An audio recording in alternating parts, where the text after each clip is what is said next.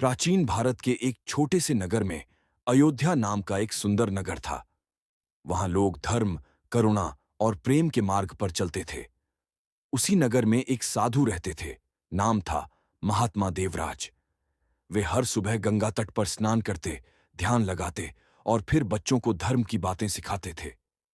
एक दिन नगर में एक व्यापारी आया जिसका नाम था सुवर्ण सेठ। वह बहुत धनी था, लेकिन उसका मन लालच और घमंड से भरा हुआ था। उसने नगर के लोगों को देखा जो साधारण जीवन जीते थे और मन में हंसने लगा। ये लोग भगवान के नाम पर समय क्यों नष्ट करते हैं? धन ही असली शक्ति है।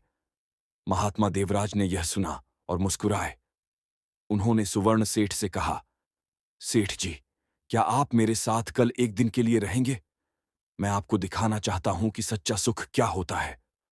सेठ ने सोचा कि वह साधु को गलत साबित करेगा, इसलिए उसने हां कह दी। अगले दिन सुबह दोनों गंगा किनारे पहुंचे। सूर्य की किरणें जल पर चमक रही थीं, पक्षी गा रहे थे और हवा में शांति थी। महात्मा ने कहा, सेठ जी, आंखें बंद करें और भगवान का नाम लें। सेठ ने मन में सोचा, ये सब व्यर्थ है, पर फिर भी उसने आंखें बंद कीं। कुछ पल बाद उसे एक अजीब सी शांति महसूस हुई, जैसे उसका सारा बोझ उतर गया हो।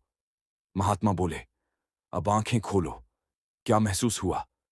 सेठ बोला, अजीब है, मैंने ऐसा सुख पहले कभी नहीं पाया, पर यह कैसे संभव है? महात्मा ने कहा, सेठ जी, यही धर्म है।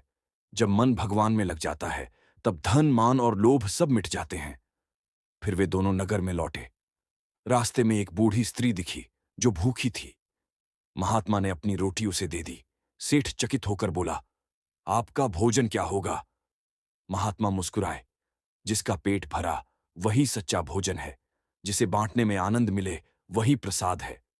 यह सुनकर सेठ का हृदय बदल गया। उसने अपने धन का कुछ हिस्सा गरीबों में बांट दिया, मंदिर का निर्माण करवाया और प्रतिदिन गंगा तट पर ध्यान करने लगा।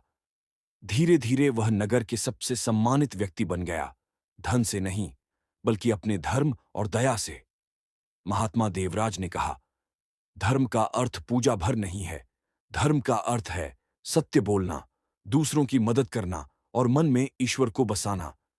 समय बीतता गया, पर सुवर्ण सेठ का नाम आज भी अयोध्या में आदर से लिया जाता है, क्योंकि उसने धन नहीं, धर्म को अपनाया था। इस प्रकार यह कथा सिखाती है कि सच्चा सुख धन से नहीं, बल्कि धर्म, करुणा और सच्चे कर्म से प्राप्त होता है। यही हिंदू धर्म का मूल संदेश है। वीडियो अच्छा लगे तो इस चैनल को सब्सक्राइब करें। ऐसे ही धार्मिक वीडियो देखने के लिए जय श्री राम।